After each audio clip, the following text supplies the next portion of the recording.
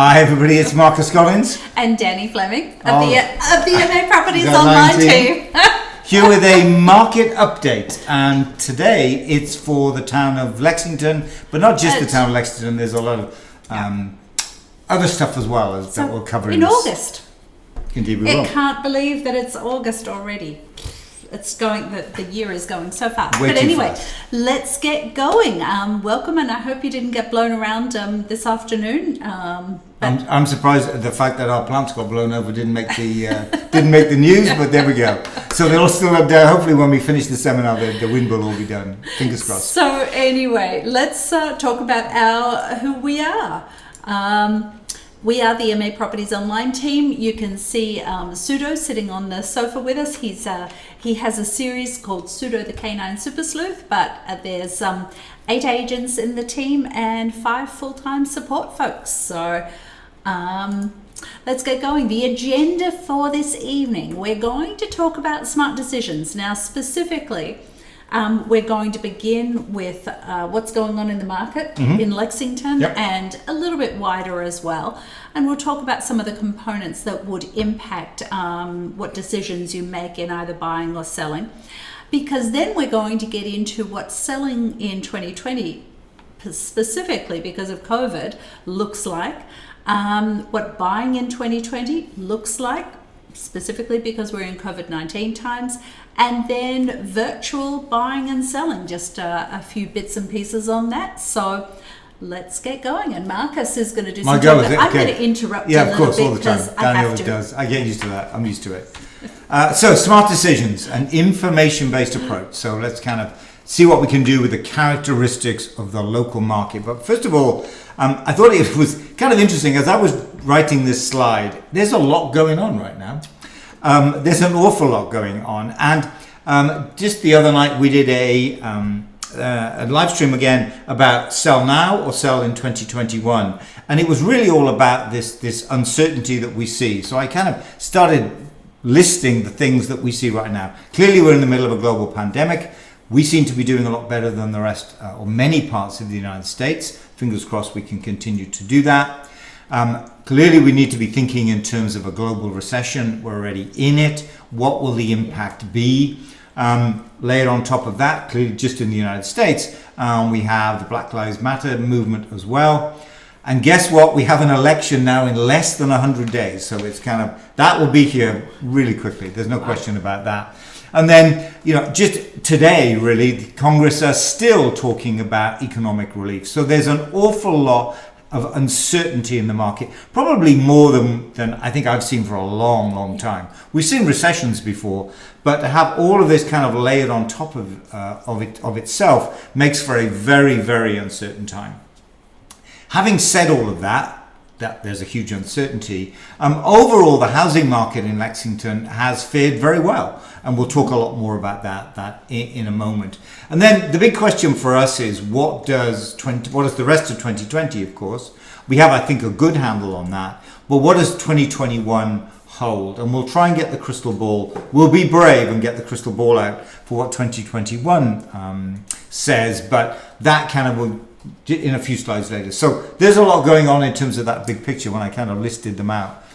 And I should just mention, sorry, I was just looking down. Yeah, I know. I was just looking down at my screens. If you've got any questions during the session, throw them out there, and we will get to them while we're going. Sure. So I'm looking at the laptop just to see if there's questions and things like that. So if you want to say hi, say hi. But let's go. Right, yes. So is anybody out there? But please feel free to say hi if there's anybody out there. So let's take a look at the nuts and bolts, the numbers really for Lexington. So if you look at the market over the last decade or so, you can see this graph. It's a little bit of clip art, but you can see there that kind of dip, which is the recession, the last housing crash, if you will, last recession in the housing market in that kind of 2007 and 8 timeframe. Overall, though, we've seen a rise of about 66% since the prior peak to last year, with a median sale price of 1.2 million. A little bit higher this year. If any of you watched the live stream I did last night, you'll see that it was about 1.26, I think, year to date. So a little bit higher this year in that. But clearly, we've seen an awful lot of price appreciation here in the Lexington market. If they didn't see it last night, where can they go to see it? YouTube, Facebook, our website. Okay. It's everywhere. We put it everywhere. We've absolutely put it everywhere.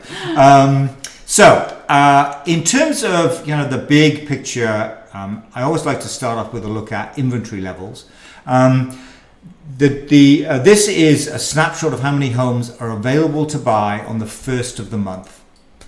So you can see a big dip. You can see the cyclic nature of the market, of course, where the dip is due to the winter. But you can also see a big dip in that 2012-13 timeframe. That was when the buyers came into the market, put the recession behind them, decided to jump into the market, and they almost did it en masse. We see this in a number of times, that sharp drop in inventory levels. That's the buyers coming into the market. We kept that low inventory level all the way through till 2019, when you see the inventory level began to tick up. What happened then was, prior to COVID, there was this perception that we were going to be in an economic downturn of some description. And if we weren't going to be in it, there was the perception that we were going to be in this downturn. And so many sellers put their homes on the market in 2019. There weren't actually enough buyers around to soak up those homes or to buy those homes. And therefore, we saw that uptick in inventory levels. So that's why you see a higher inventory level in 2019. 2020 today anyway, looking at the profile of it, talk more in a minute, looks like we're on parity with 2019, just to kind of put that in 2020 in perspective with 2019.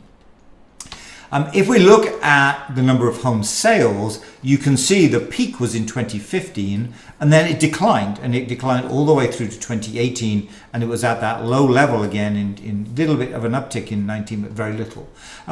What's happening here is many sellers in the Lexington market deciding to stay put, age in place, difficulty to buy their next home, a number of reasons for that, but they decided not to sell. And so we saw less listings coming on the market during that time. As we get to that 2019 timeframe, the number of listings began to grow, but the number of buyers did not. And so that's why we've seen flat home sales in 2018 and 2019. And you can see that with this graph. The blue lines are the number of homes that were sold, and the blue bars are the number of homes that were sold. The orange line is the number of homes that were listed, and you can see the number of homes sold is flat. The number of homes listed is beginning to rise in that kind of 18 and then into 19, and 20 looks like it's tracking 2019. In terms of median sale price, what everybody really cares about, of course, as I said before, the appreciation has begun to slow. We're at about 1.2 million. Actually, that a slight increase we saw in 19. If you look at the price distribution, sale price distribution, it's beginning to skew a little bit, even in the median, to the higher prices. And so what's happening here is the distribution is changing. It's not really true price appreciation. So some buyer beware with the median, all of these average or median sale prices, because you need to kind of back out the distribution change, and if you do that with the median sale price, it really is a flat price appreciation in that 2019. So so that's kind of the numbers for Lexington, but what's kind of going on that's causing the effect that I just talked about. Interesting to look at demographic data. This is the number of people in each age bracket. Blue of male, red of female, and kind of lowest age to highest age, top to bottom. You can see two bumps in this, which are kind of interesting. The higher bump there is the baby boomers. Those are the children that were born just after World War II, now beginning to think about downsizing because they're thinking of retirement, and therefore they need a smaller home. So we've got those baby boomers thinking now is the time to leave my 3,000 square foot home and move into a 1,500 or 1,200 square foot home. The lower bar you see there, that's the first-time home buyers, the so-called millennials. And when you think about lower-priced homes and you think about towns which have lower-priced homes, Arlington's a great example. Downsizers thinking, I'm in Lexington today, I want to stay relatively close to where I am, but I want a smaller home. Arlington's a great destination for that.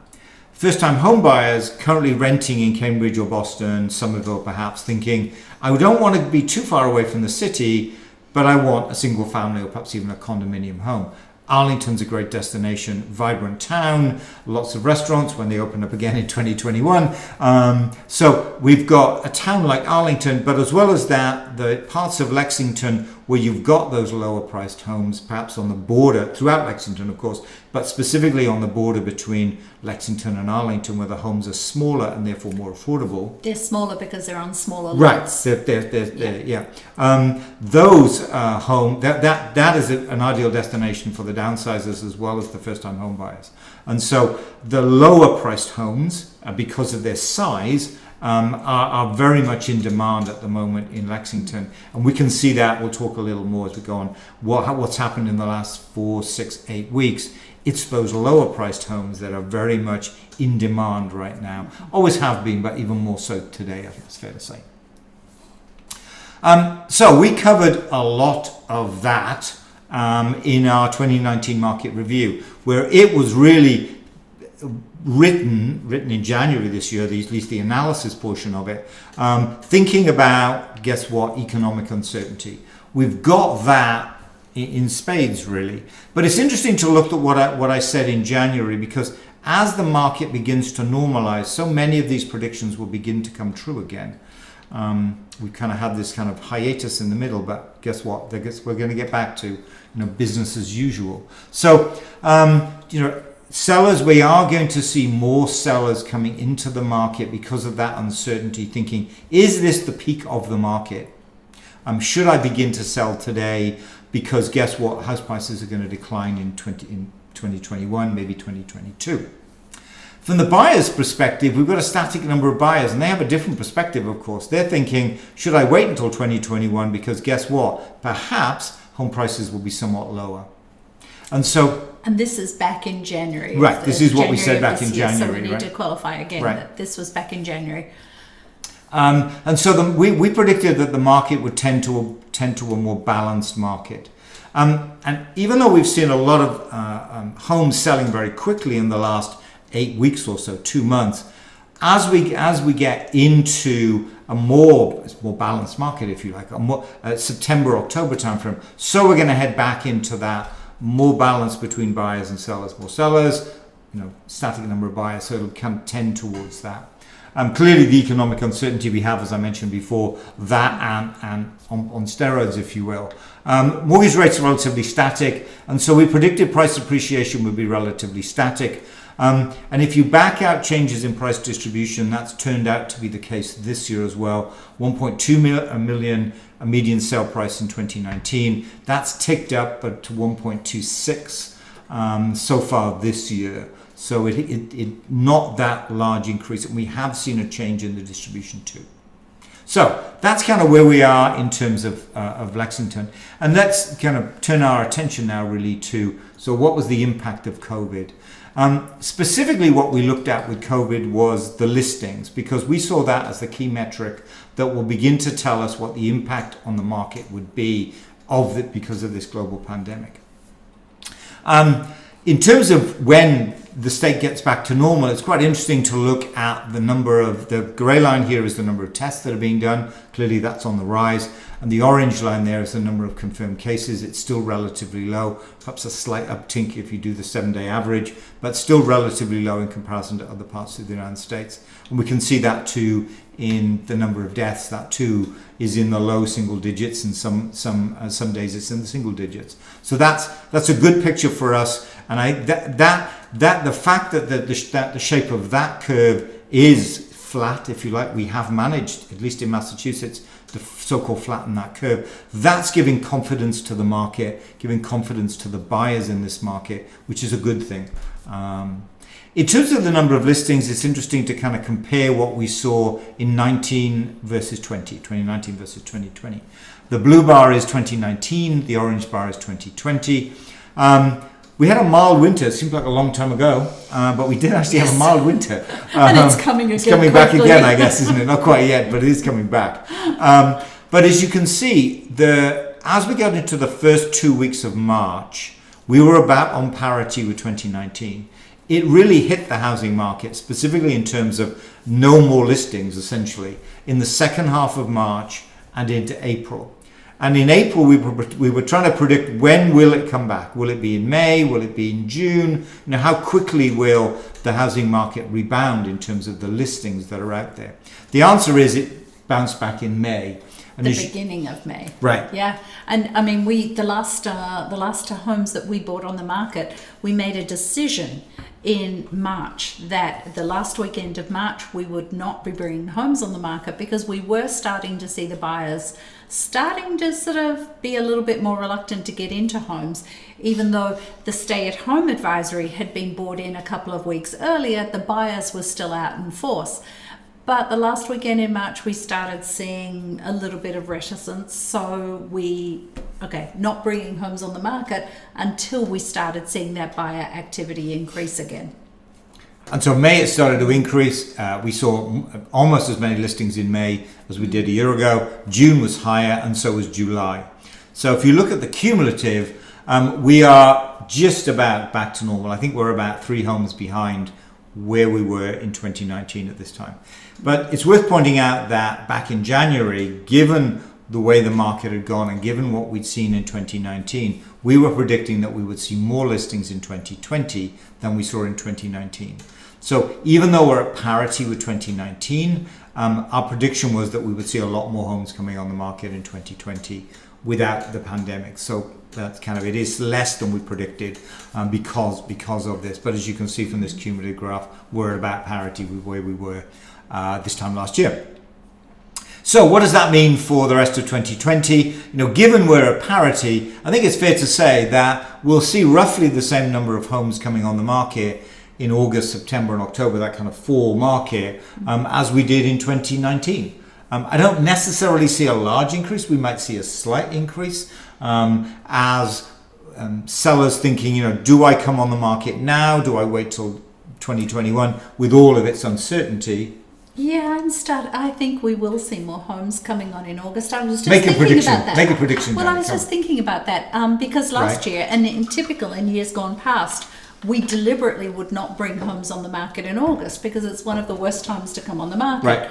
And yet we have 3 homes coming on the market next weekend, and that's the second week in August, because the buyers are still out there. So I think we're going to see more homes come on the market in that fall, which will then take us above getting closer to what we originally predicted in that January timeframe, which is why I always want to go back to what I said in January, first of all to see if I was right, but also I do think that will kind of kick in when you think about what happens in the rest of the year. So a large increase, hard to say, but perhaps some increase in that fall market over what we saw. The question then will be, of course, are there enough buyers in the market to be able to absorb that? Certainly what we've seen in July and August, there are. We brought a home on the market in Lexington 3 weeks ago, 26 offers. Right. The weekend before that was 15 offers. We bought a home on the market in Arlington this weekend. Somerville. Somerville this weekend, 6 offers. 6 offers. So, the buyers are out there. Coolidge was multiple offers as well. Yeah, that was 19 offers, right. I think, So the buyers do appear to be there. The question, I think, and as I mentioned last night when I was kind of doing the live stream, are we seeing that change in behavior perhaps of buyers thinking, I used to want to be in the big city, in Boston, Somerville, but now I think I want somewhere that's a little bit less dense. We're certainly seeing a change in terms of the houses, whereas before, an office was a nice to have, now an office is a required, and the second one would be a nice to have. We're certainly seeing that. It may well be that we're beginning to see people move out of some people moving out of the high density areas into the lesser density areas out here in the suburbs. So that'll be interesting to watch. Certainly looking at the offers that you got on the house in Lexington, there were a number of people who were currently living closer into the city. So we may well urban begin to see that areas. too, Yeah. which will mean that number of buyers will begin to increase. So lots to kind of mill over in the next couple of months. Well, I think that's why, we have so many more buyers this year. You were sort of talking about that prediction at the beginning of January as being static number of buyers. Right. We're seeing more I think buyers, there's more buyers now this Yep. year. Yep. Yeah. Because and I'd say the speculation is we need to kind of look at it a little bit more and get a little bit more data. But it is the people moving out of Boston into further out where there's less density, which is good for us, I guess, at the end of the day. So how did that kind of play out in terms of What happened? what with, happened, if with you like? showings and open houses and private showings and things like that. Right, because Yeah. open houses basically stopped, and this is an interesting conversation really for the buyers, some for the sellers too. But open houses basically stopped in mid-March. Done. They have come back. The challenge with open houses today is that people perceive them to be the same as they were previously. They are not. We had, I remember back in February, I guess, 100 plus people through an open house over the course of a weekend. If you now... That 100 plus was in one day.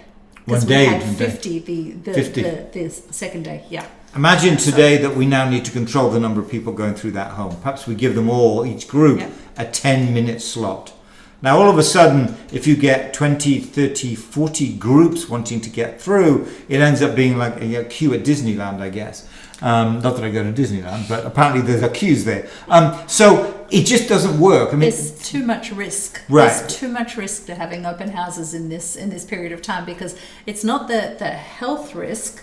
It is the health risk. it is a health risk, But it's the risk that the buyers who have to wait outside and wait for the buyers who are wandering around the home, wait for them to come out. And if they're taking half an hour in the house and everyone else is, you're going to have buyers walking away in disgust because they can't get in to see the home. They're not going to wait for 3 hours in the sun.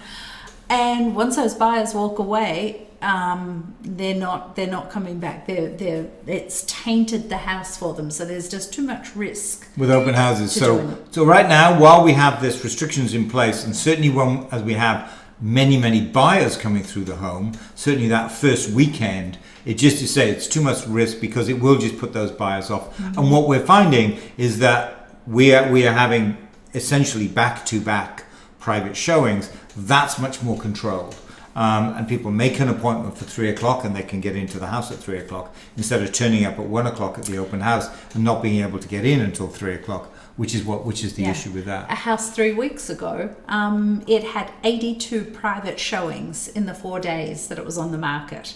So they were basically back to back Right. from 8 in the morning till about 7 at night. But where we're going with that is that most of the serious buyers who are in the market right now, they have buyer's agents. They can get in to see the home at whatever time it works for them and their buyer's agent, and there's not other showings occurring at the same time. So even though we're not doing open houses, and it's a little bit different, we're in the new normal, it's still effective and it still works. Right. By those Private showings have really taken Yeah. over from open houses. So as those open houses died, and so the virtual showings, kicked up. That's beginning to kind of tail off as people perceive that we are getting back to normal. But today anyway, we have some open houses, high risk as Danny outlined, lots of private showings. And many people looking, and what we're finding, we'll talk more about the looking at the 3D tour and the videos. Most people looking at those digital assets, if you will, first, looking at the home virtually first, and then when they've decided, yes, this is a home I'm interested, I do want to go and see, then they make that private showing. So whereas before maybe they would just come along to the open house to just go take a look, today they're spending a lot more time looking at it virtually and then deciding whether they should go and make a private showing. And I want to go back to something that you said before, because I think we need to clarify that. You said the virtual showings are starting to drop off. Ours aren't. No, that's right. Because what's happening is now that there's starting to be open houses again with some agents, they're not doing 3D tours and videos and all of those digital assets that are needed that cost money to do, they're starting to go back to the old normal. But the buyers are very clearly, the profile is still exactly the same. They're concerned about whether they're going to risk their health getting in to see a home.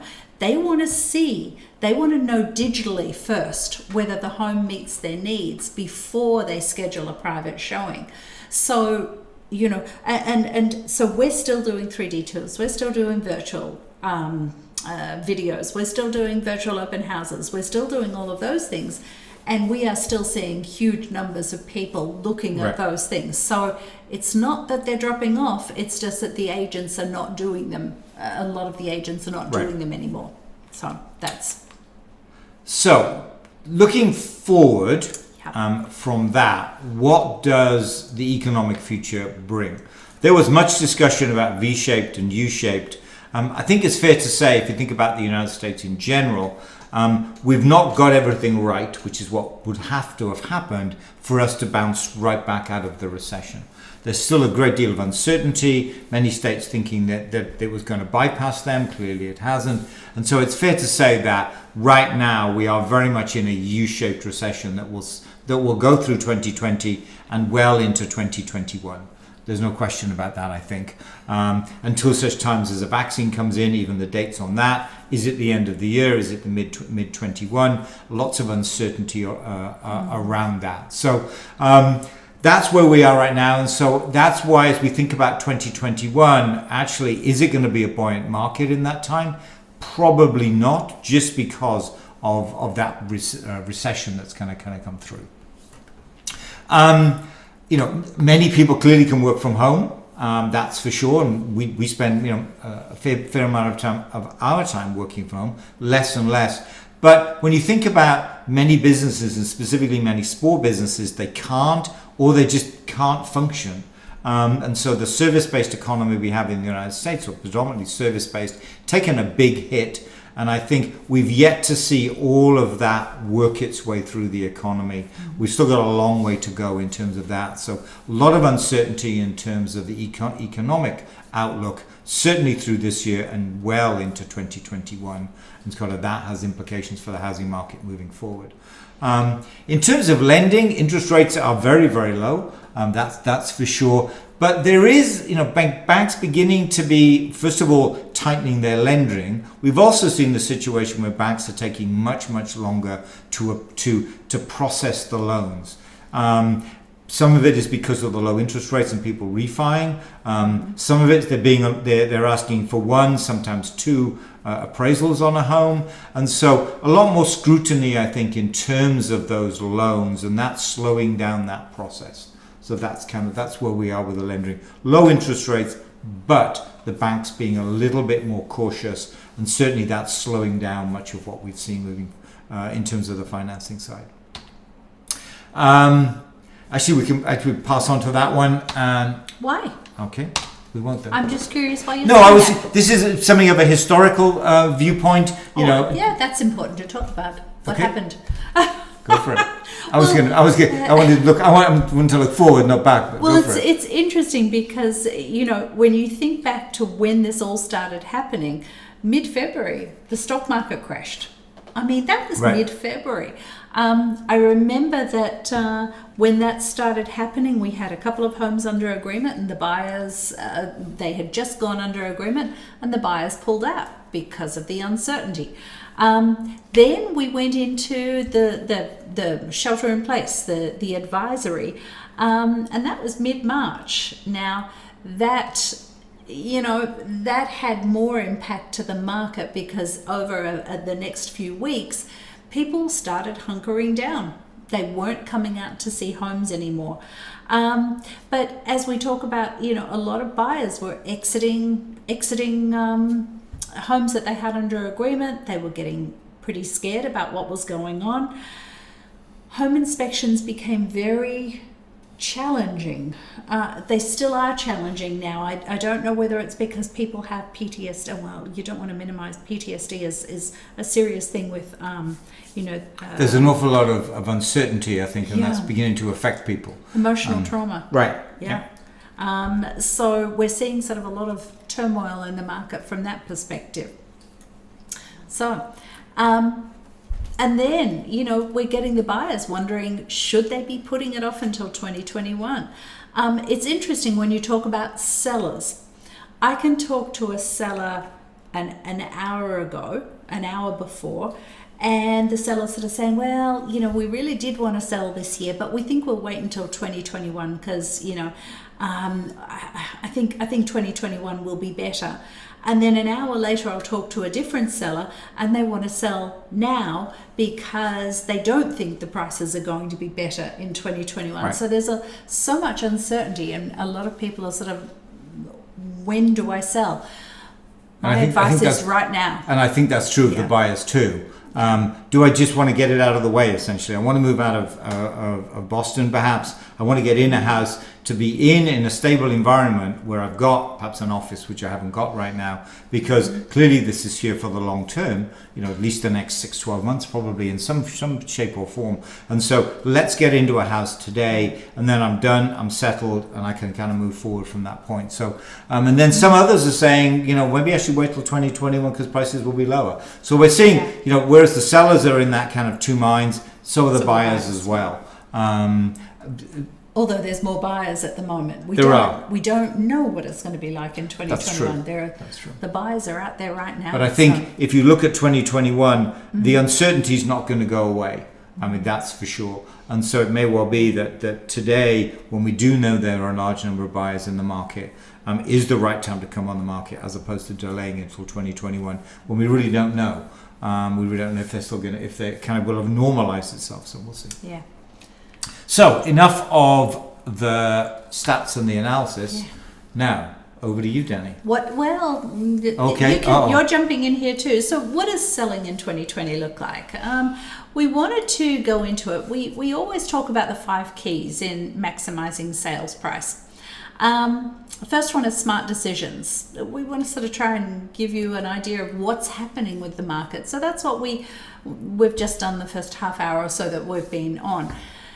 There's 4 other key components though as well, and one's preparation, one's staging, marketing, and then excellence through teamwork. So we want to, if we were back in the old seminars, we'd be going into these in detail.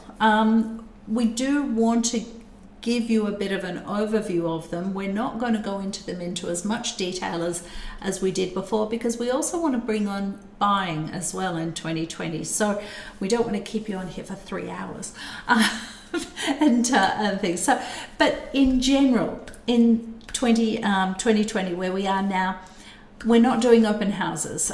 We did trial doing some open houses at the beginning in May when we came back again, and we were finding that we can just lose the buyers by doing them. We have agents in our team that work with a lot of buyers, and we'd be discussing this on an almost daily basis. But they'd be going out to open houses with their buyers, and they'd be waiting outside for an hour and a half, waiting to get in. And they'd see the buyers outside getting crankier and crankier because they want to get in to see this house, and they're finally walking away in disgust. So we're not doing open houses. There's just too much risk to losing the serious buyers that are out there. We're not doing physical feature sheets anymore. We are doing virtual feature sheets. We were finding right near the end of when we were bringing homes on in March, buyers just didn't want to touch them. They weren't touching them. So until we start seeing buyer confidence level with touching hard surfaces again, we're staying clear of physical feature sheets. We're doing all of our marketing is virtual. The video, 3D tour, the websites, floor plans, those types of things.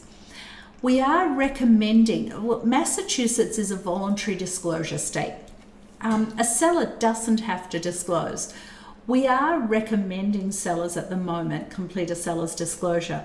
Now, the reason for that is back in our old way of doing things, if a buyer wanted to buy a home, they could get into the home 3 or 4 times in the 4 days that the home was on the market. Now, a home can be on the market longer, but if the home is priced realistically and everything is done right, we'll bring a home on the market on the Thursday and we'll review offers on the Tuesday. So that's where we're referring to, the 4 days. A lot of the buyers can't get in that frequently during those 4 days given COVID times. So to give the buyers a little bit more of a warm and fuzzy about the home, we recommend a seller's disclosure. And we really are seeing that the buyer's behavior is they're viewing the digital assets first before they're even choosing to go in and see a home. There was a home came on the market early May, and I had some buyers who were interested in it, and they asked me, well, do they have a 3D tour? Do they have a video? All of those sorts of things. I contacted the agent. No, they didn't have any of that. And my buyer said, okay, we're not interested. We're not even going to go in and have a look at the home because we don't want to risk ourselves going in and seeing a home where we don't even know from a floor plan or video 3D tour. We don't even know whether the house even semi meets our needs. We're not going to risk ourselves and risk our health. I actually ended up going in and doing a Zoom call with them while I was in the house, and they ended up making an appointment. We ended up making an appointment the next day and getting in to see the home. After the Zoom call, right. And we ended up buying the home. So, but you can really turn the buyers off if you don't have those digital assets. And then closings are all virtual. They really are all virtual. What I want to do is in the graph that we had before of how the buyer profile has changed in how they see a home, we want to go into a little bit more detail on some of the components that are a little bit different with selling in 2020. So we covered a few things, about the buyer profile, but let's get into it and have a look about, we're now in the buyer confidence returns phase. And in that phase, we have vacant homes and we have occupied homes, and they're slightly different in some of the the pre-listing components. In the vacant homes preparation, if you need contractors in, you need paint, things like this, they were desperate looking for work because they had really slowed down as well. So we had no problems at all getting contractors in to do some minor preparation work for a home when it was vacant. The staging, we staged, it was easy for us to go in and stage a vacant home. Our staging team were quite comfortable going into vacant homes, taking the furniture in with the movers, things like that. The showings were a little bit less restricted than an occupied home. You could have more people in the home as a group, not multiple groups, but as a group you could have, mum, dad, the kids, you could have grandparents, you could have, aunts and uncles, that type of thing, who wanted to come and see the home because it was vacant. When we talk about an occupied home, then it was a little bit different, and these things have been easing since. So this is from the beginning of May, when this all sort of started getting going again, moving along, and now we're the beginning of August. So where we say preparation, the contractors are progressively willing to go into homes that are occupied. They weren't back in May. They were really, really not confident about getting into a home. Now we're starting to see them being much more comfortable going into an occupied home and doing work. And the same with the staging perspective. Our stagers are progressively willing to fully stage a home when it's occupied. We just ask that the seller leave the home while we're in there staging, and then we have our digital, we have our photographer, videographer, 3D tour person come in immediately after. So we need the seller to be gone for maybe 5 to 6 hours so that we can get the lipstick. No, that's not we're trying to smarten up the home for the buyers and get all the digital assets done. Don't know where lipstick came from. But anyway, so we just ask the seller to be gone while that's happening so that there's only our team in the home at the time. But as we've been going, the showings have become progressively less restricted as well. And it's still that there's only one group in the home at a time and there's no overlapping appointments, but the buyers seem to be a lot more comfortable with what's going on. So there's just some little differences with that. Let's talk a little bit more about the preparation that we talked about. Before we get onto that, though, preparation, when we talk about preparation, is the home, a question that we get asked all the time, why would I put some paint on the walls if a builder's just going to buy it and tear it down? So one of the questions that we get asked and that we go in and do is we do a buyer or builder. And we answer the question, is your home a teardown? Do you want to take over to that for a minute? So, is my home a teardown? The question really is, yes it is if the land value is larger than what a home buyer would pay for a home. Turns out that's rather infrequent that actually happens. Remember what I said previously about downsizers and first-time home buyers looking for those more affordable homes, smaller homes, Arlington, the Arlington, Lexington border and so on. Those are exactly the kind of homes that a builder is looking to buy because they're relatively affordable. And so that equation of land value greater than home value happens, what a value that a home buyer would pay, happens very infrequently, very, very infrequently. So it's important to also look about who's telling you that your home is a teardown. Clearly when the builders come in, they say they'll pay top dollar for your home. You know that isn't true because, let's face it, they're not competing with anybody. So why would they pay you top dollar if there's no competition? So that's kind of an obvious one, that when you're told I'll give you the assessed value, I'll pay top dollar. Yes, clearly you should look at that, with a kind of, hold on a minute, if you're not competing with anybody, would you actually do that? A grain of salt. Grain of salt? Is that, I get my usually, phrases you wrong. do. Yeah, you do. So yeah, maybe do. it's not a Take grain it with of a salt. grain of salt, yes. That one you're pretty good at. That one you got. Also interesting, when an agent comes in and says, I'm looking at your home, I think your home might be a teardown. The next thing they'll probably say is, why don't I introduce you to a builder that I know, and you guys can work out whether how much you're willing to pay for the home, how much the builder's willing to pay for the home. Why don't I kind of do that? Because that probably is the best thing for you. The question is, when they say that, who are they actually working for? Are they working in your best interest, or are they working in the builder's best interest? And the reality is that most of the time they're working in the builder's best interest. Because if you think of it this way, if they put the affordable home on the market, let's say it's $600,000. They put that home on the market, they'll get the commission on a $600,000 sale. Whereas if they introduce you to a builder, the builder buys the home, the builder builds a new construction, that agent is then going to be the listing agent for that home, for that new construction home, which is probably priced anywhere from $1.8 to $2 million. So they're foregoing, if you like, the commission on 600 because they know they're going to get the commission on 2 million. And so be cautious too when an agent tells you, let me introduce you to a builder that I know. That may not necessarily be the right way to approach this. And let's give you a couple of examples.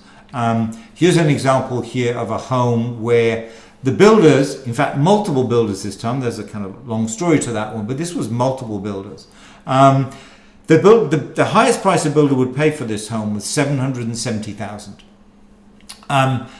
We came in and said, if you do some smartening up, you will get far more than that, or far more than that plus the smarten up. And in the end, this home seller spent $20,000, which was way more than we would anticipate. And we were trying to stop him. You don't need to do anything else. No, stop. That point you can stop. So this was really on the high side, very high side, in terms of how much money to invest in that home. We brought it on the market for $839, so we're already higher than the builder cost plus the smartening up. In the end, we got 7 offers on it and it sold for $900,000. So there you see there's a net increase there of over $100,000. And if you look at those two pictures, you would say, and undoubtedly, yes, there's a lot going on in that picture on the right hand side. But it was relatively straightforward to convert that kitchen there into the kitchen you see on the left. And there isn't that much change. We didn't the appliances replace any are the same. appliances. We did do the floor. The floor is different. We did some There's some sheet vinyl. painting. There's not that much. We did the other parts of the house as well. But here's an example where with a smartening up cost which is much higher, which should say than we would ordinarily expect to spend. Mm-hmm. But here's an example of where, if you looked at the picture on the right, you would say yes. The left. That's the left. The left. It's a teardown. Whereas the picture on the right, that's what it was relatively straightforward to convert it into. So because of this uncertainty, is my house a teardown? Is it not? We introduced the buyer or builder scheme a couple of years ago now, probably 2 years ago, probably. And with this scheme, what we do is we look at a home and say, this is what a home buyer would pay for your home if you did a small amount of preparation. And Danny will talk more about what we mean by preparation in a moment. Some painting, some tidying up, this is what a home buyer would pay. We'll then talk to a couple of builders and say, so what would you pay? We get a ballpark figure so that, Now you've got two numbers. You've got, how much my home is worth to a home buyer and how much my home is worth to a builder or developer. And you can then make the call. If the difference is a few $1,000s, then perhaps it does make sense to sell to a builder. If on the other hand, and this is most of the time, this is the way it plays out, it's much more advantageous to smarten the home up and bring it on the market. Then you've got those two numbers to make that decision. So this scheme is all about you having the data to allow you being able to make that decision, as opposed to being somewhat in the dark when a developer says, I'll give you the assessed value, that's a great deal for your home. This gives you those two numbers so you can make a much more intelligent, much more educated decision between those two. So that's the whole question around, is my home a teardown? Buyer or builder scheme, we've used it a number of times, and so most of the time it's a buyer. Most of the time. So if you have any kind of confusion, reach out to us and ask for the buyer or builder brochure. We can send that off to you. We can explain how it works, and you can get the information you need to make that decision correctly in terms of buyer or builder. So now that we've covered, is it a teardown? Who's going to buy it? A buyer or a builder? Let's talk about if it's a buyer. What do we mean by preparation? So there's no one answer fits all. Really, there isn't any one answer fits all. It really depends, and it's per house. So what we often do is go in and we'll give some recommendations of things that you should do that will give you a good return on investment. But when we say there's no one answer fits all, there is one thing that you shouldn't do. You shouldn't do major renovations.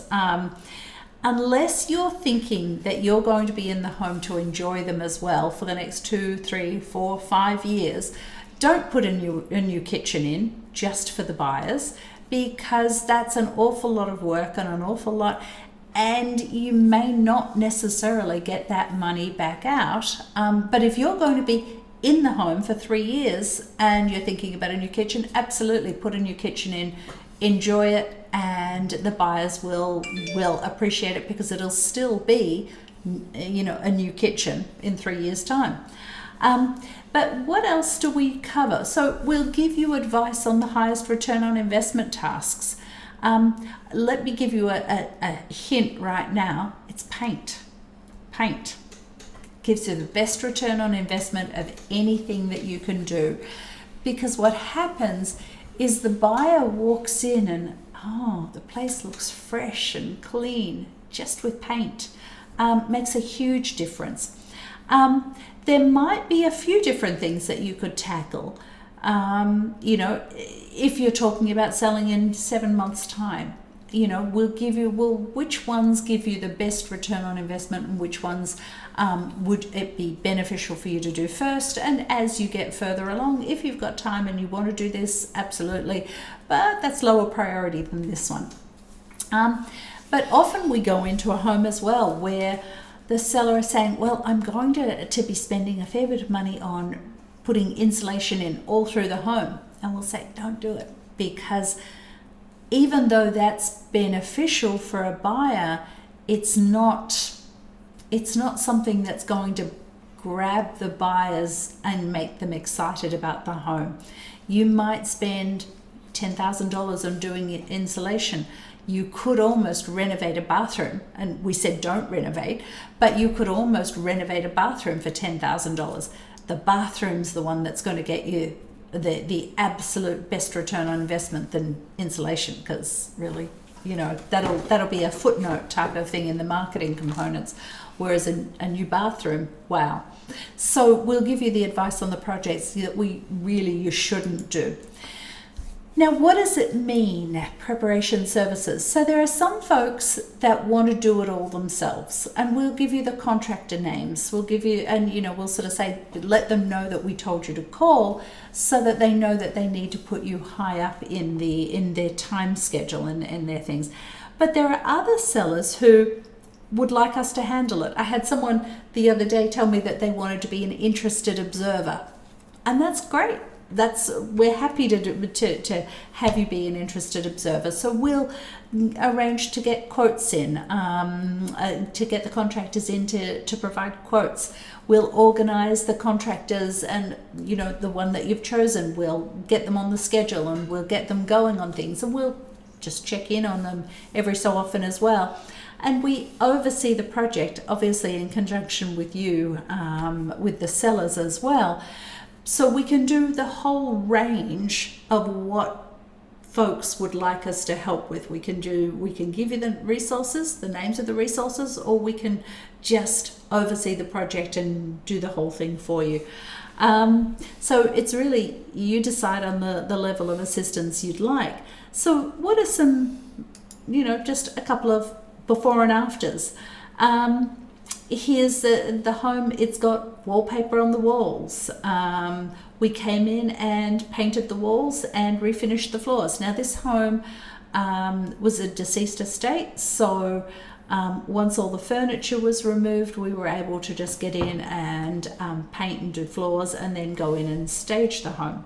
But you can see wallpaper, taking that off the walls makes a huge difference, because I remember hearing something a long time ago that said that the odds of someone going into a wallpaper store and you going, the buyer going into a wallpaper store and choosing the same wallpaper, you could win the lotto many times over. It's very unlikely. There's a lot of variability. And a lot of personal taste. Yeah. Wallpaper is inevitably a personal taste. Oh yeah. Very much a personal taste, and the chances of two people having the same personal taste pretty slim. Not going to happen. Yeah. But neutral wall colours, neutral paint colours, that's easy, and everyone appreciates those. So often we see that there are fairly strong colours in the dining rooms, some bedrooms, things like this. If the paint needs painting, if the walls need painting, we recommend taking it down to a neutral colour. You can see this is the before and this is after. The buyers came in and, oh wow, whereas we know that they don't really respond well to strong colours. Here's something that a lot of folks don't realise, and it depends on each home and each kitchen, but here's one where this home was on the market for 103 days, unsold, with another agent. And then they got me in to come and talk to them about selling, and I came in and I said, I think we need to paint your kitchen. And we also painted one of the bathroom vanities, and we painted a fireplace trim. But anyway, so what you see here, this is exactly the same kitchen with white paint on the cabinets, and we did put in a couple of stainless steel appliances. But we got competing offers on the home and it sold for way over asking. Now, why a white kitchen? So at the moment, It's in all the magazines. and all the builders, all the new construction, they're all white kitchens. So a buyer walks into this kitchen and they think, oh, it's a new kitchen. I've actually had buyers at a different home. We just painted the cabinets and buyers were coming in and saying, oh, this is a new kitchen, isn't it? And you know, you don't want to sort of say yes because it's not. We just sort of said we put some paint around and it felt new. So it just gives that impression of being a new kitchen. Here's one again where all we did was paint the kitchen cabinets. You can see the appliances are still the same. The counter was the same. Everything was the same. We just painted the kitchen cabinets. Actually, this particular home, we didn't just paint the kitchen cabinets. We painted pretty well the whole house, because it was a thing that they were getting ready to bring it on the market with a different agent, and I think their son had heard about us and wanted us to come in and talk to his parents. So went in to talk to his parents and was walking around the home and heard that they were thinking of coming on the market in a couple of weeks. Now, where you're sort of seeing all the mess in this photo is they were getting ready to move it to a different location.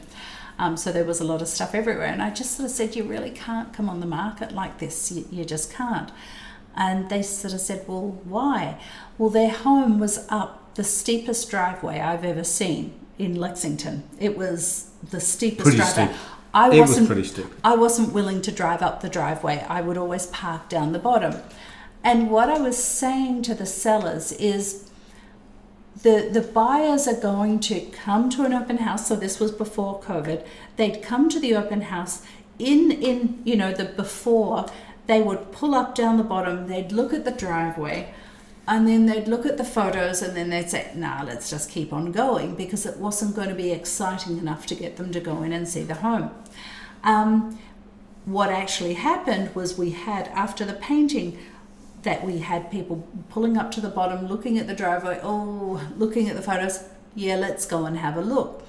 And we ended up with competing offers on the home and actually sold it for more than a home on a flat piece of land would have sold for.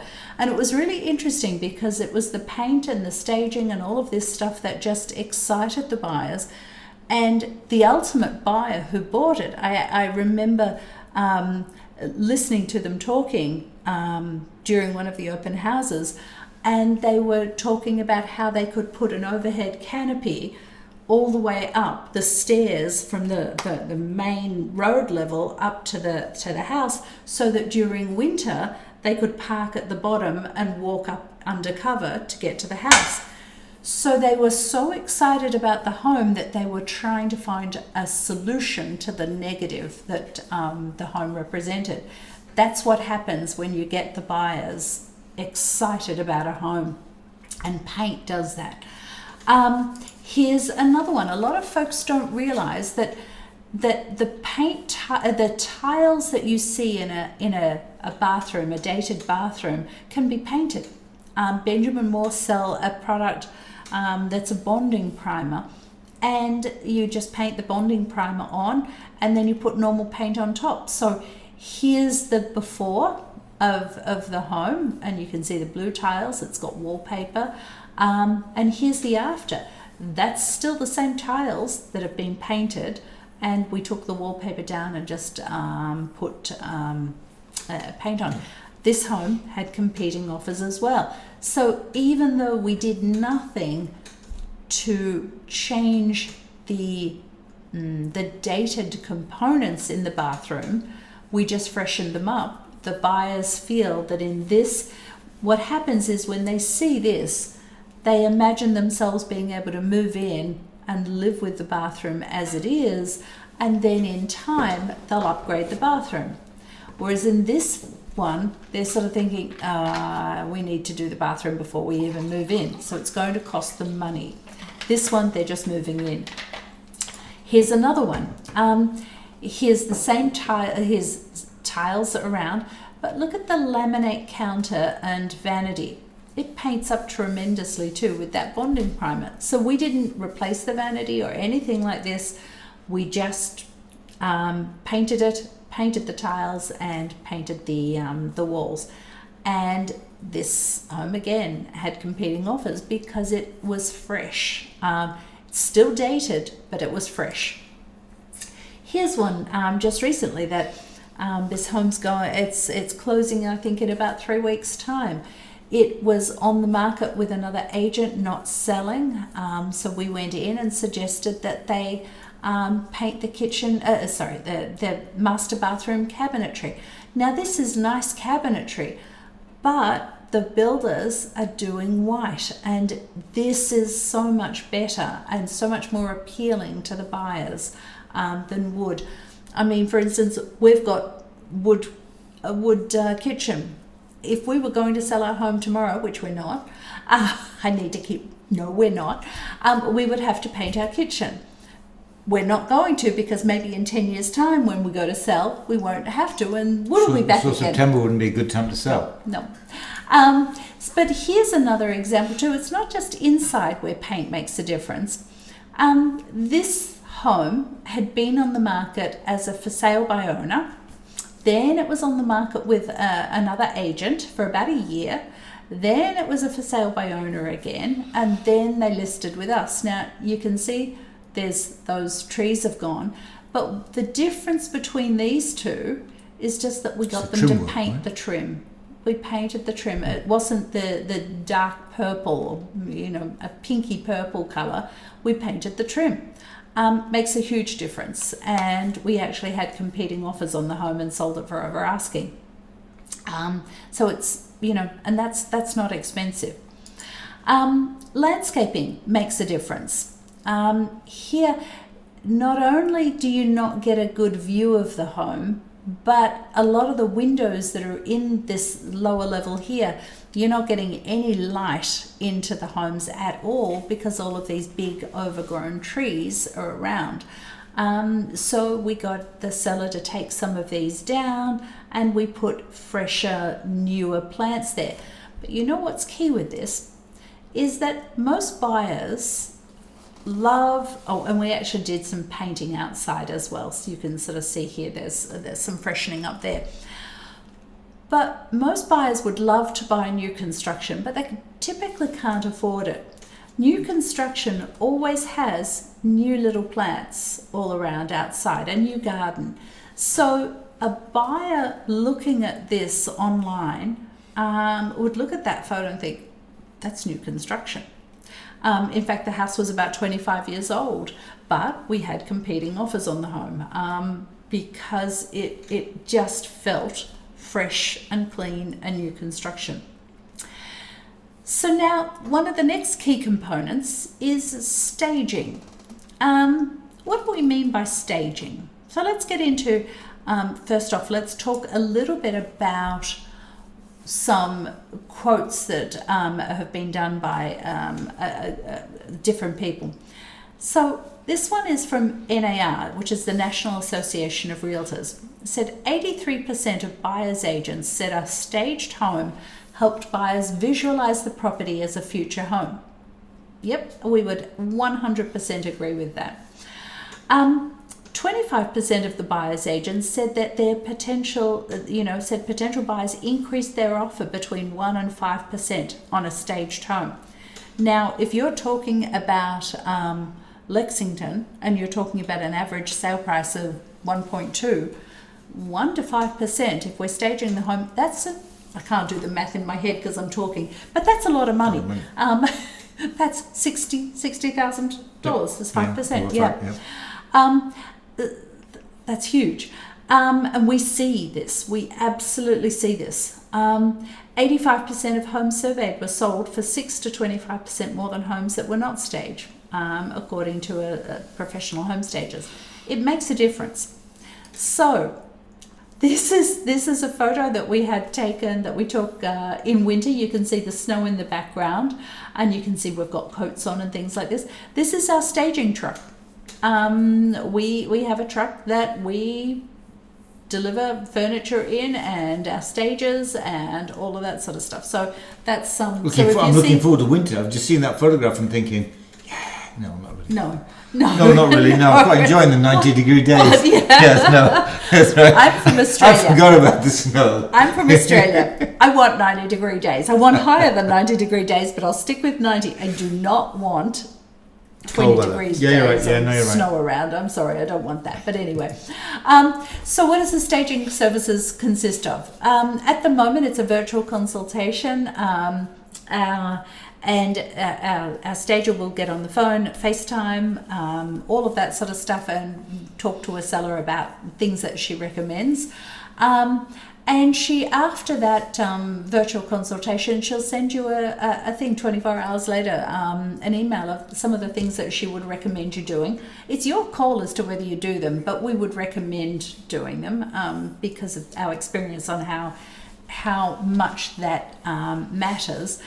And during that virtual consultation, if, say, for instance, you're saying that your dining room set, it's old and you're not planning on taking it to your next home, we would probably recommend that you remove it now so that it's easier now to remove it, and then we'll bring in a dining room furniture to supplement, to as part of the staging that we do.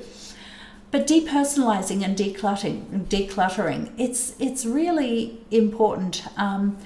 We call it advanced packing. You're going to have to pack this stuff up anyway when you sell, so you may as well do it now so that it's cleaner, it's fresher. It's if a buyer walks in the door and they, oh, wow, they'll pay more money for the home. But it's performed by our in-house professional staging team. We have, our staging team. We have about 16 housefuls of furniture. We need more space. Yeah, we do. We do. So you need We're more playing space. Jenga at the moment. Right, we need more space. If anybody knows any commercial space in Lexington that we could move into, let us know. We are playing Jenga at the moment because a number of our homes are under agreement, and we need to move the staging furniture out so that the homes can close, and it's getting a little tight, but that's okay. But anyway, for each home, it's the staging furniture or accessories. It's based on your need.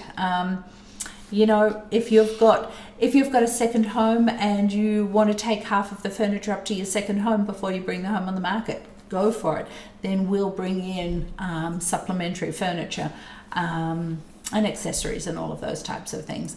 So as the staging services, we were being a little tougher on what homes we were staging in the very beginning, only because our staging coordinator, she has severe asthma, and some of our part-time stagers have older folks living in their home with them and things, so it was a little tougher, they were a little sort of more concerned. We clearly need to be very cautious. But now we've started getting into the thing of how to do this in occupied homes, and it's becoming a lot easier. They're staging an occupied home tomorrow morning. They are. So that type of thing. It's becoming a lot easier, but it is what we were saying.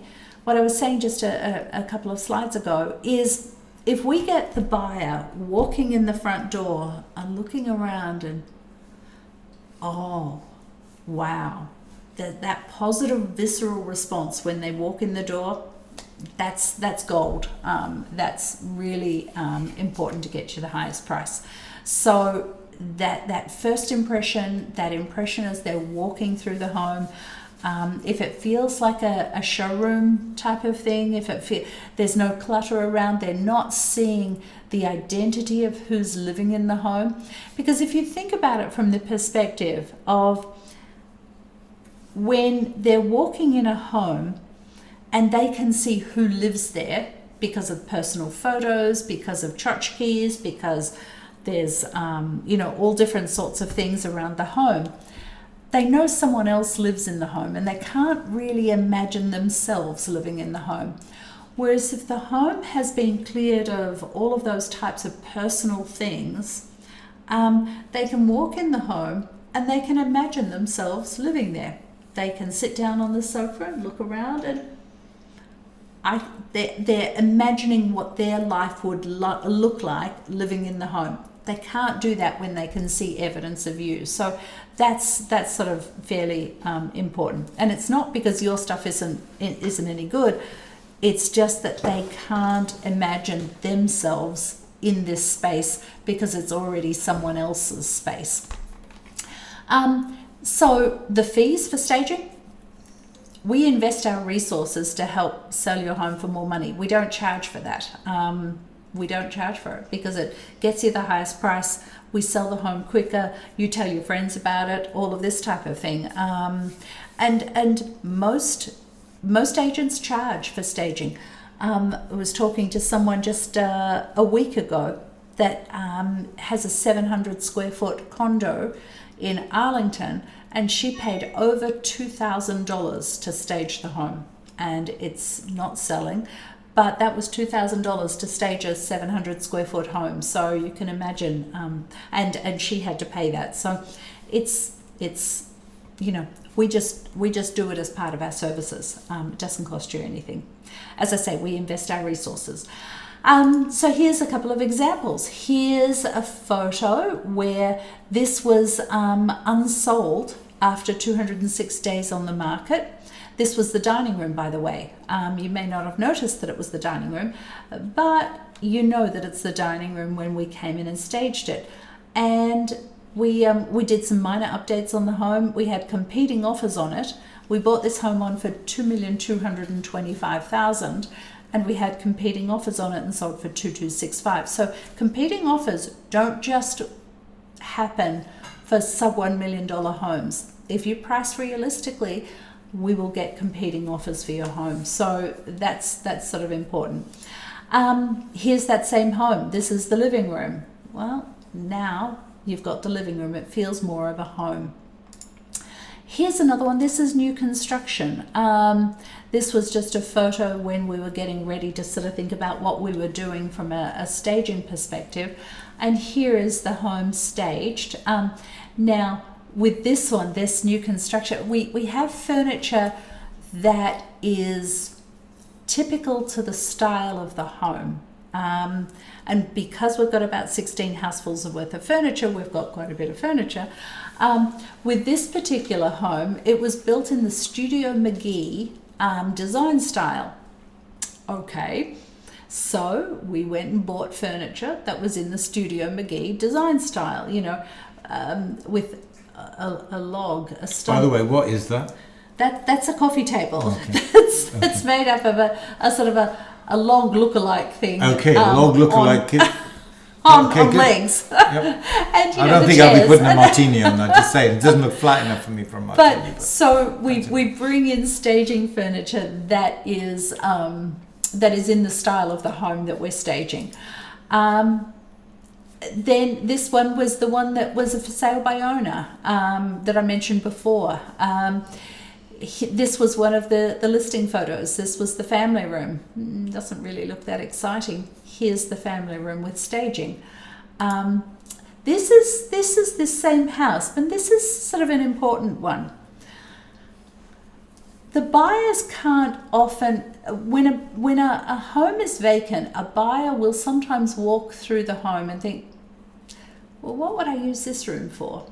I don't really understand. And you know when an agent has said a unique floor plan or a versatile floor plan, they're trigger points for keywords. They're keywords that it's not a traditional layout, and the buyers will struggle with what to do with it. Because you can see in this, here you've got the front door was up here, around that corner there. This was the living room. This was the dining room. I can imagine as the buyers walk through, well, what do we do with this room? There's the living room and the dining room. What do we do with this room? So we showed them what you can do with this room. We staged the front room as the living room. We staged the middle room as the dining room, because you can see you've got the chandelier, so it was the dining room.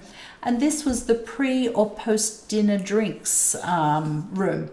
We had a bar there. We imagined, the buyers could imagine having guests over for dinner, sitting down after dinner or before dinner and having a drink and chatting.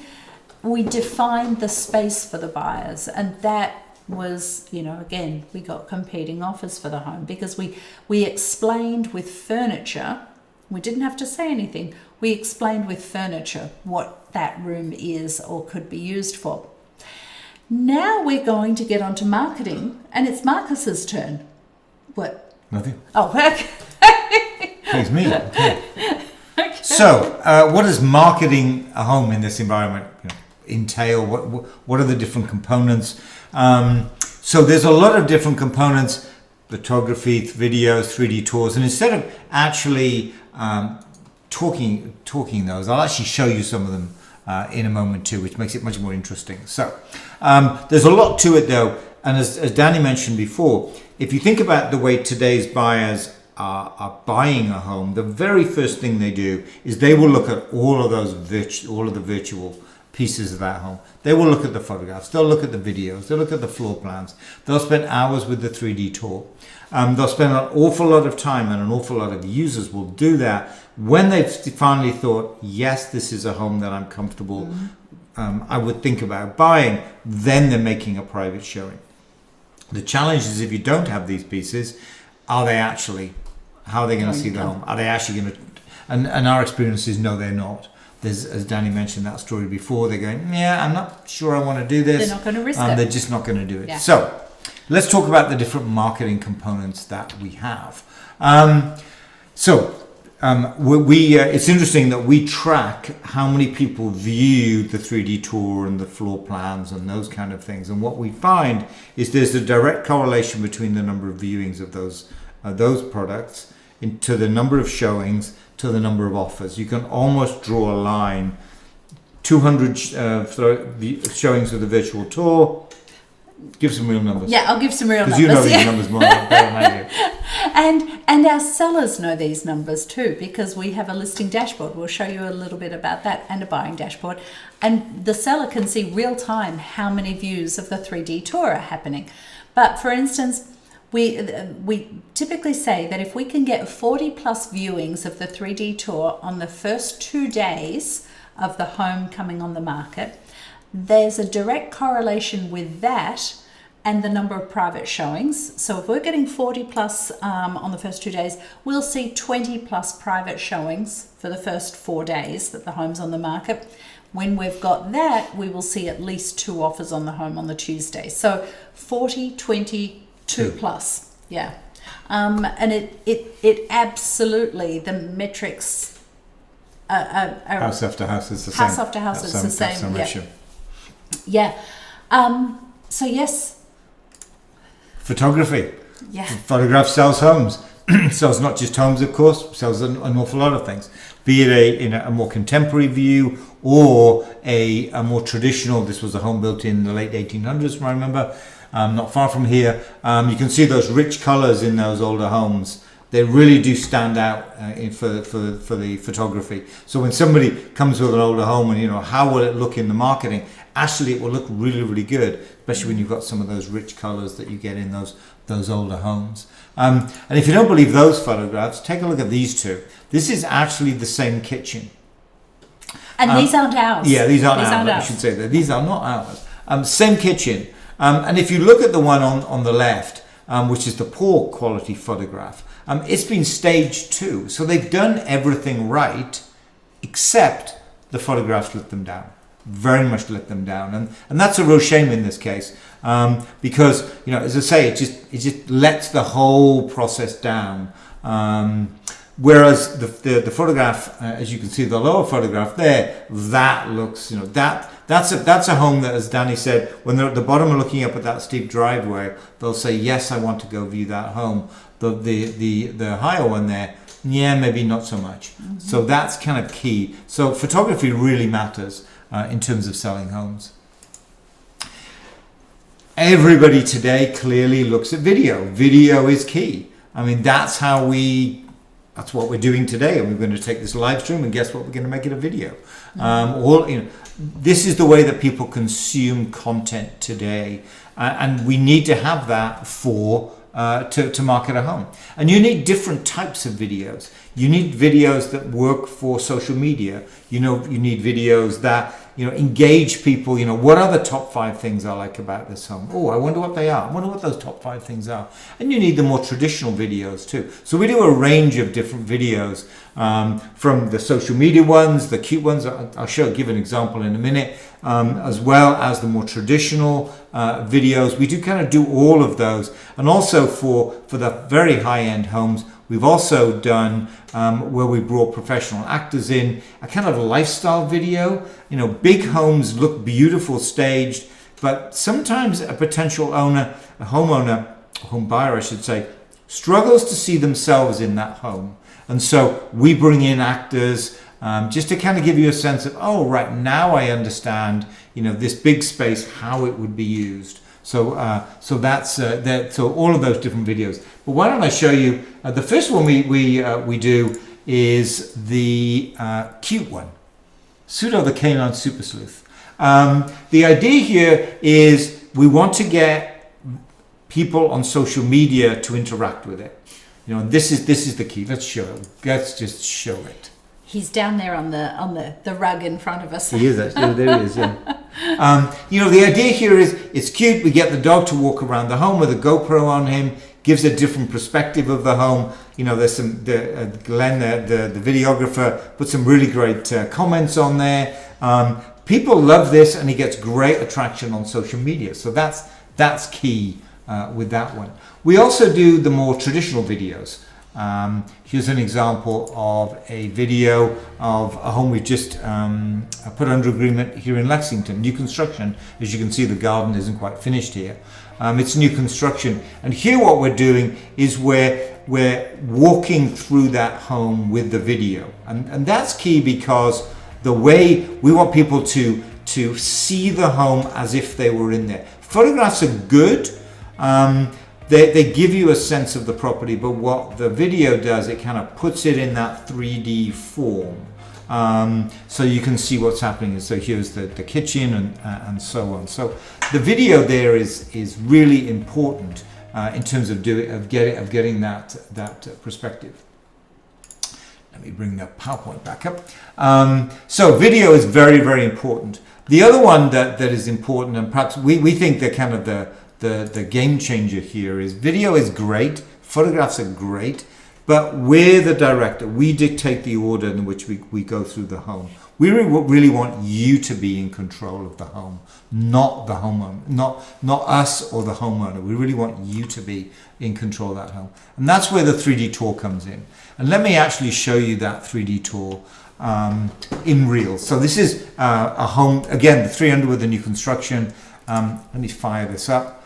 And here, the idea here is that you are now in the home. So here's that open plan family room area. You can go take a look at it. Which aspect of it would I like to take a look at? Look at the fireplace, perhaps. Somebody want to go down and take a look at the fireplace. And what is that view back up to? Let me put this in full screen mode. Actually easier if I do that.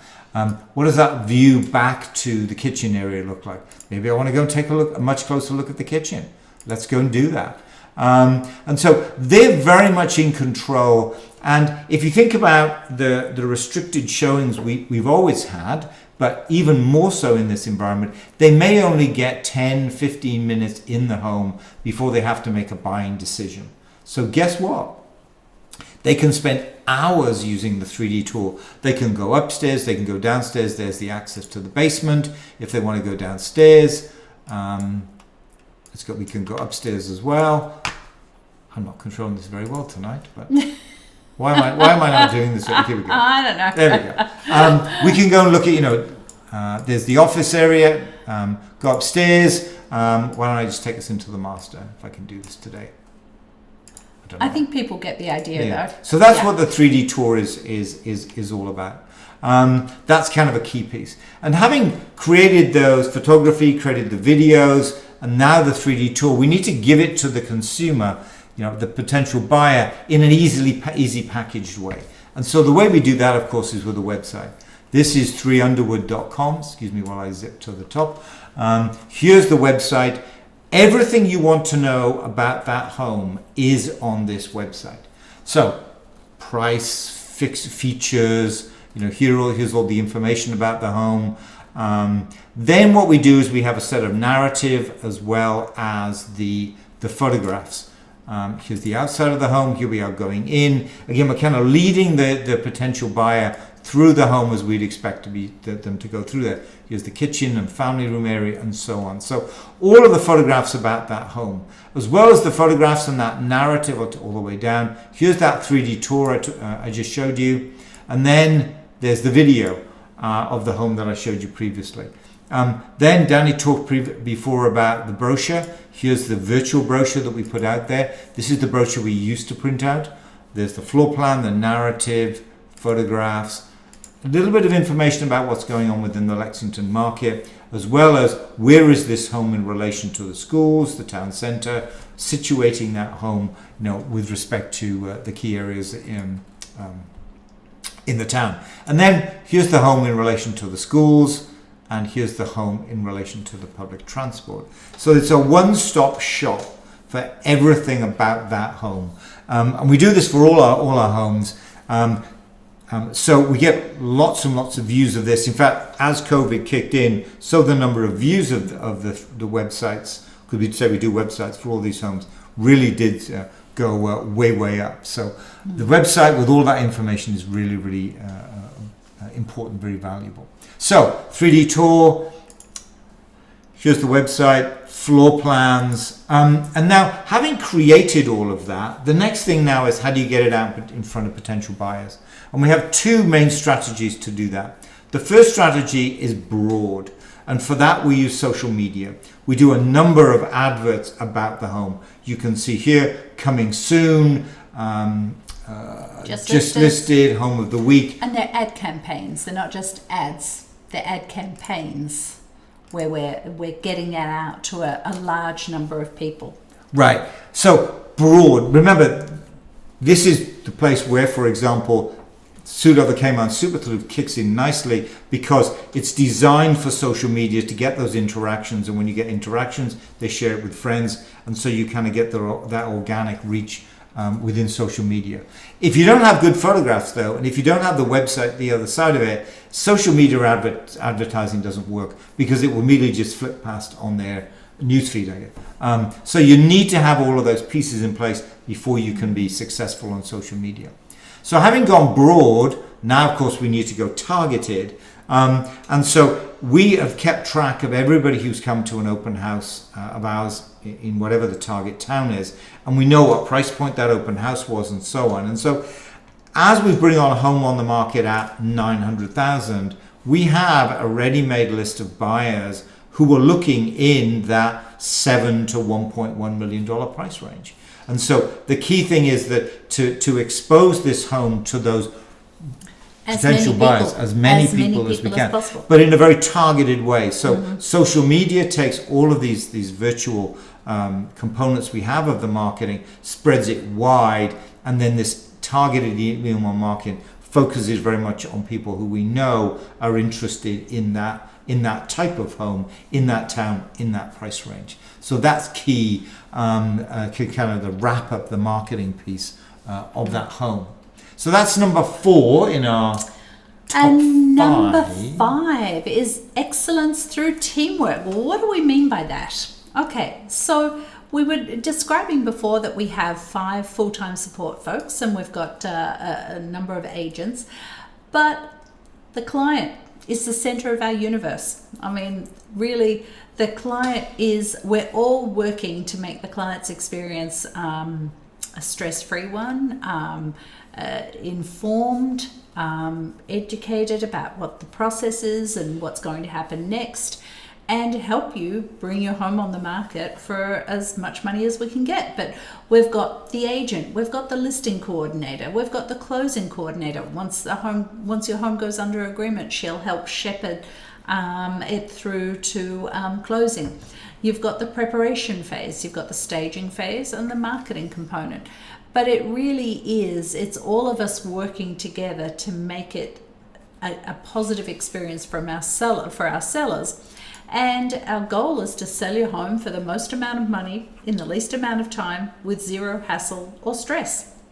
Because that's what makes, experiences worth talking about. And we find that a lot of our folks that we work with, it's a relationship for life. They're friends, and we continue moving forward with experiences with them that started from selling their home. So let's talk a little bit about our core values. I'm going to just jump over this quickly because we do need to get on to the buying component, what buying in 2020 looks like. Core values: integrity, ethical behavior. That's non-negotiable. Non-negotiable in our team. That's number one. Education, not selling. This is part of what tonight's about. We're trying to give you the information about what's happening in the market so that you know what to expect and you know what's standard, you know what to ask, those types of things. And exceptional customer service. It comes down to, I wonder if we should just skip over, you need an agent that does this day in, day out. You don't want a 3Ps agent. A 3Ps agent is someone that puts a sign out front, puts it in MLS and then prays. It's got to be more than a 3Ps agent. And it's not just us saying this. The NAR commissioned a report. NAR is National Association of Realtors. They commissioned an independent study, I think last year, the year before, of what are the biggest threats to the real estate industry. And the number one threat to the real estate industry is that masses of marginal agents will destroy reputation. The real estate industry is saddled with a large number of part-time, untrained, unethical, and/or incompetent agents. This knowledge gap threatens the credibility of the industry. So it's not us saying this. This is an independent study that you need a professional versus Aunt Mary, and you don't want a 3Ps agent. So how do you go about this? If you're in Lexington, choosing an agent. There's 282 agents in Lexington. Last year, 86 of those 282 listed a home. So already you're at 200 agents who didn't list a home, didn't bring a home on the market to sell.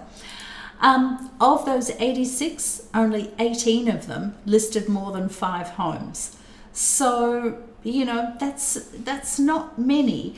And why is that important? So if you're not used to bringing a home on the market week in, week out, then you don't know who to call to get a floor plan done. You don't know who to call to get the feature sheets done. You don't know who to call to get all of these things done, and they're done a bit haphazardly. We have systems and processes in place to make sure everything gets done time after time after time with nothing getting dropped through the cracks. But what is, we thought it's not just who brings on the most homes. And as you can sort of see, this is the top 10 agents in Lexington. We don't name anybody apart from ourselves. This was last year where we bought on 40 homes. And these are the top 10, the others in the top 10. Okay, that's not important so much, who brings on the most homes. What's important is what the sale price to list price ratio is. And the sale price to list price ratio is these, the red here that you see. So let's look, our sale price to list price ratio was 103% last year. Now, if we look at Agent J, his sale price to list price ratio was 94%. Okay, so what does that mean?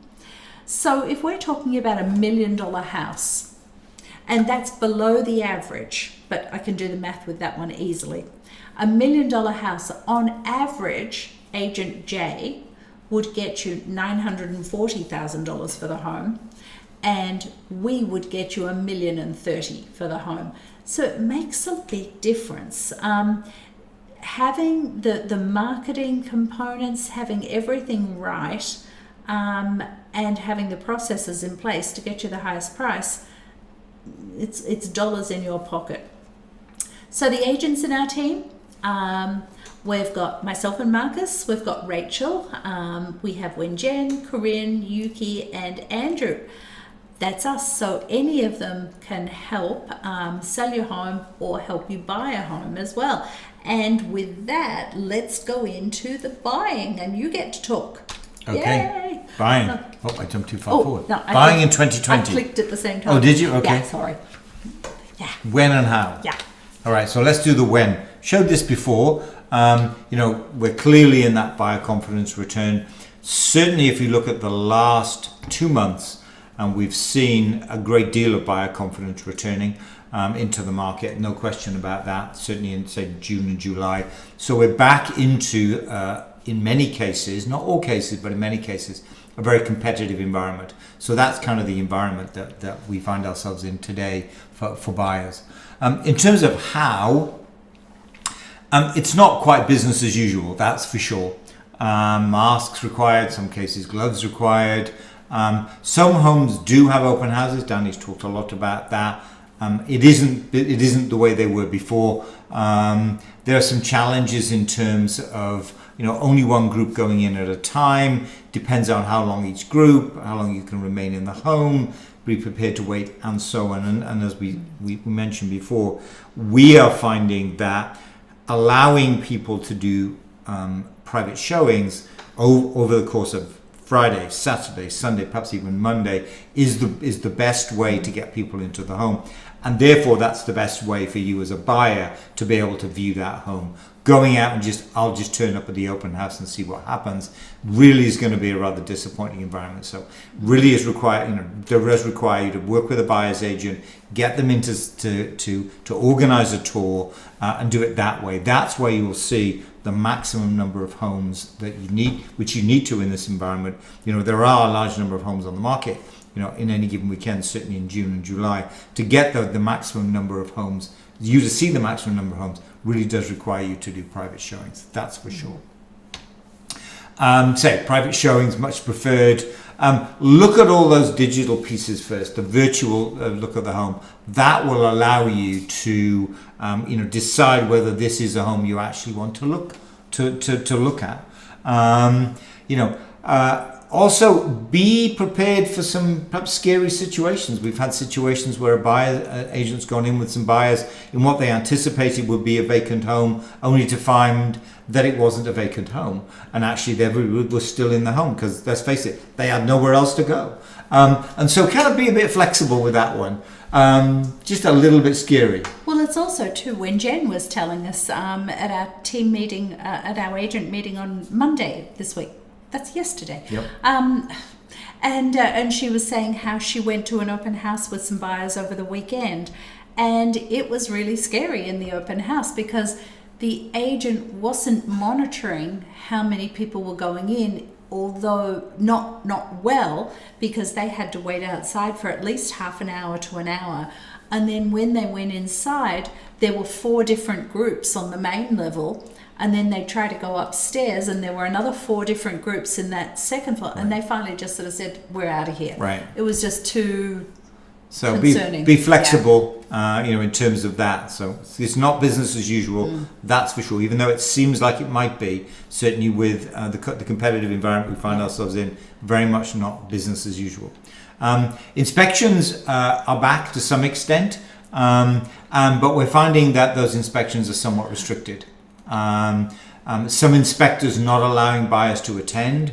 If they do, you're not allowed very many of them to attend. Some of them we found where an inspector needed the home to be vacant for 2 weeks before they would go in. There were all kinds of these situations. Yeah. The one that worries me the most in terms of an inspection is that if you can't be in there with the inspector, you're going to rely on photographs, maybe a video, maybe a FaceTime, and you lose all the extra information that the inspector provides for you. Yes, they'll point out what's wrong with the home, but they'll also point out things like, how do I change the filter in the air conditioning system? How does this system actually work? Should I be worried about it? Should I not? All of those nuanced things are lost. And that, I think, is a real shame in terms of the inspection. If you can do a pre-inspection, as if it's a showing, much better. You won't get the full inspection, but at least you will get in to see the home with the inspector while you're there, perhaps one of you instead of both of you. But the one that does worry me the most, I think, is the situation where you're just going to rely on photographs and videos. Yeah. And that's you're kind not of learning about the home. right. That's really much of a shame. And so you really got to rely on that kind of extended team as you're going through this, because, say, not quite the way it was before.